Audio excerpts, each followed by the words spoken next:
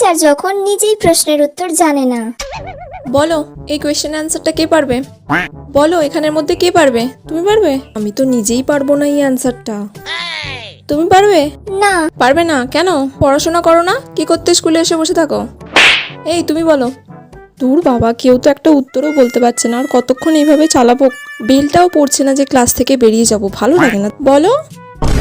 এই তোমরা সবাই প্রাইভেট কার কাছে পড়তে যাও? ম্যাম আপনার কাছেই। ঠিক আছে, তুমি বাদ দিয়েও তো এতগুলো স্টুডেন্ট আছো, তার মধ্যে কেউ বলতে পারছো না? ম্যাম আপনিই বলে দিন। আমি কেন বলবো? আমি বললে তো তোমরা সবাই এমনিই জেনে যাবে। তাহলে তোমরা কি করো বাড়িতে? উফ, কি জ্বালায় পড়লাম রে বাবা, কেউ তো একটা বল। সব গাধা, আমিও গাধা, তার সাথে তোরাও গাধা। বলো। নিজে তো জানি না, যা বললো তাতেই হ্যাঁ বলে দিই। শুনলে কি বললো? তুমি তুমি কেন পারলে না? শুনে নাও ভালো করে, কালকে যেন কোয়েশ্চেনটা ধরলে তুমি পারো, ঠিক আছে? উফ বাবা, এতক্ষণে ঘন্টা পড়লো, তাড়াতাড়ি পালাই।